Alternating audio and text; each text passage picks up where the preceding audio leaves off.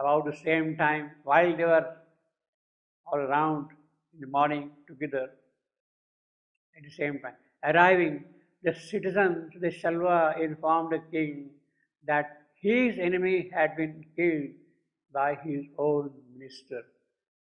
Dumasena was driven away from the Shalva capital by his enemy because Dumasena had become blind. The enemy had taken the advantage of his blindness and driven him out of the kingdom, and he was staying in the Shalva forest. But now Dumasena has received the sight. Early morning, the citizens of Shalva country approached Dumasena. About the same time, arriving, the citizens of Shalva informed the king, that is Dumasena, that his enemy, Dumasena's enemy, had been killed by his own minister. See, there has to be a physical cause, worldly cause for all that thing to happen. So the ministers revolted and killed. They further told him his kin as well as his associates have also been murdered by the same minister. The army of the enemy too has fled. So enemy is no more there at all, you see. In one voice, people in the entire kingdom express their confidence in the former king only, in Dumasena. Whether he can see or he is blind, they do not know that he has received the eyesight. Whether he can see or he is blind, that matters not, and he alone shall be the rightful ruler of Salva. So that is what this party of citizens tell Dumasena in the morning. O sovereign, we have been sent, having arrived at this firm and flawless decision, to solicit you to return, come back. So this is the boon which was granted to him by Yama, and that is getting fulfilled.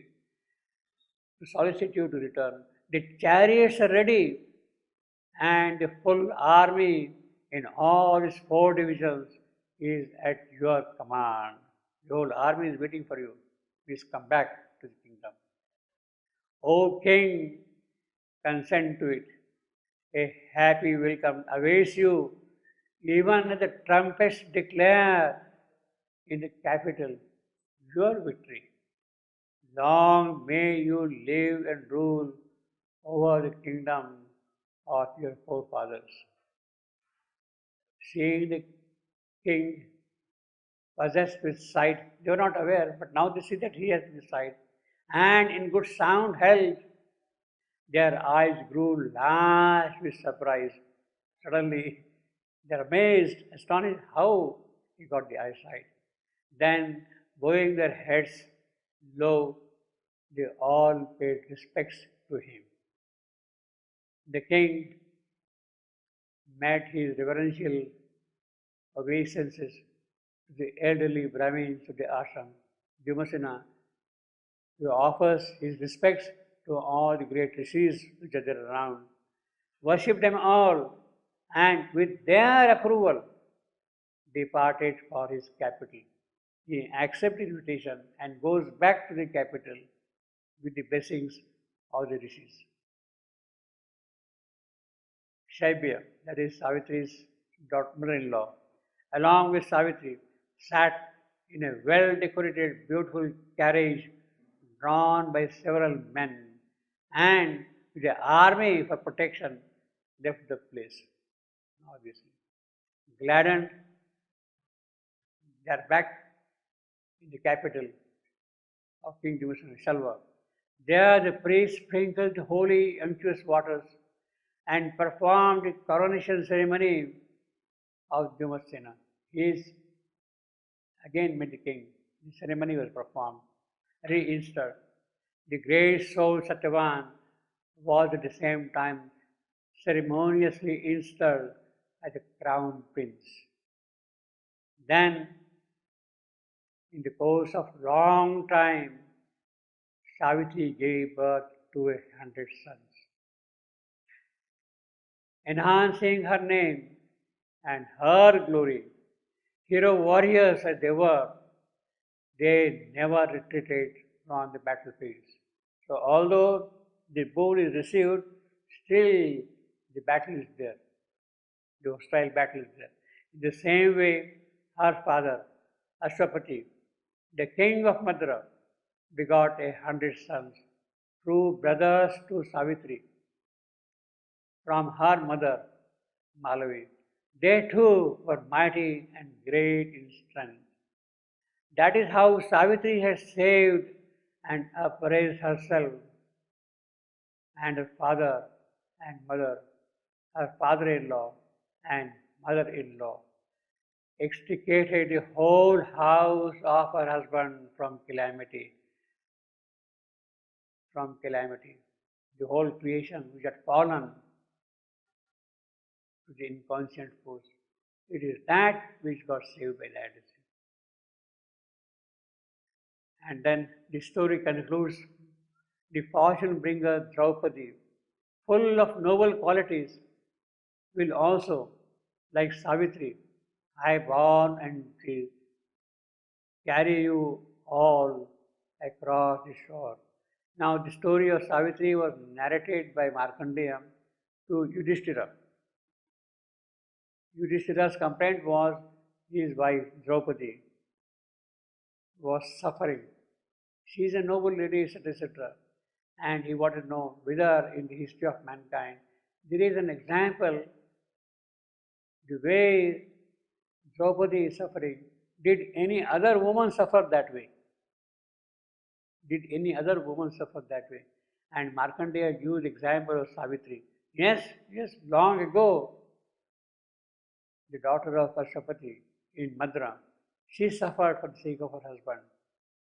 But finally, Savitri saved her house. The way Savitri saved her house, in the same manner, Draupadi will also save the Pandavas from their calamity. That is the moral he is drawing from that. So that is how the story of Savitri is present in the Mahabharata as an illustration to assuage the grief of Yudhishthira that his wife Draupadi was suffering, and Draupadi will be able to save them the way Savitri has saved her parents and her parents-in-law and her husband, the whole house. So that is the kind of an epilogue we have in the Mahabharata story. Now, it is more or less patterned in the same manner in Return to Earth by Shivandhu. How can Satyavan not know what happened? Sorry? How can Satyavan not know what happened? How can he not be aware? He was not aware. He was not aware. He doesn't remember anything. No, he didn't. He has a vague feeling. That is what we'll see here. Some vague awareness. He says, look, he says, I was asleep. In fact, yeah. But in Shivandhu Savitri, he has some kind of a recollection of those things. That's what we'll see here. In Vyasa, he doesn't say anything at all about that. No, nothing. Yeah. In fact, the narrative is centered more towards Savitri. Yeah. But in Shivandhu's epic, we have something of that kind. You have brought us back from the clutches of death. He remembers that, you see. How it has happened. Yeah, how it has happened. 157.21. With his arms encircling hold around her locked, a living not to make possession close, he murmured with hesitating lips her name, Savitri, you see, and vaguely recollecting, you see, vaguely recollecting, wonder, cried, whence hast thou brought me captive back, thou chained to thee, and sunlight's was, O golden beam, and cascade of all sweetness, Savitri, Godhead and woman, moonlight of my soul. And then he says, for surely I had travelled in strange worlds by thee companioned, a pursuing spirit together, we have disdained the gates of night, Remember that, disdain the gates of night. I had turned away from the celestial, not only disdained the gates of night, but also turned away from the celestial joy. You see, he remembers that. You see, yeah. And heaven's insufficient without thee. Where now has passed that formidable shape, he remembers that, which rose against us, the spirit of the void, claiming the world for death and nothingness, denying God and soul. Or was all a dream or a vision seen in a spiritual sleep? Was it simply dreaming all that? Or is it a vision in sleep?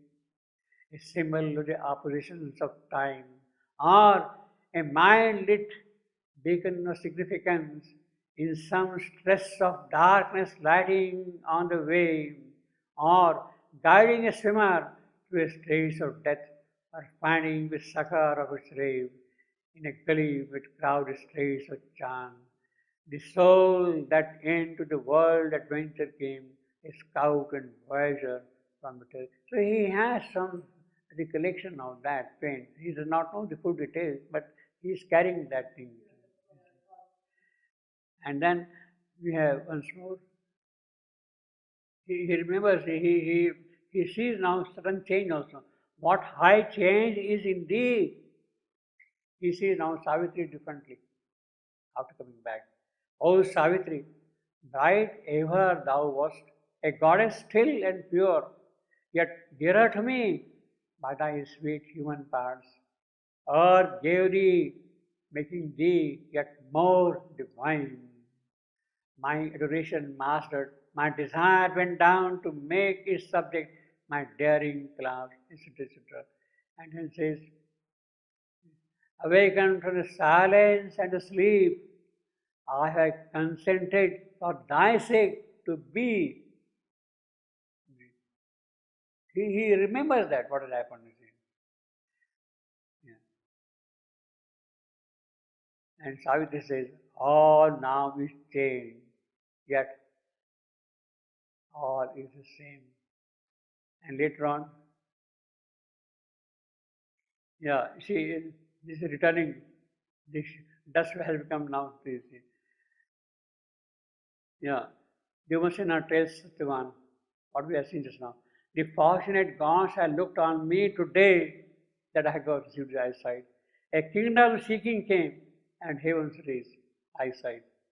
She even reversed the order, you see. But where was thou, oh my child, my life, what danger? And then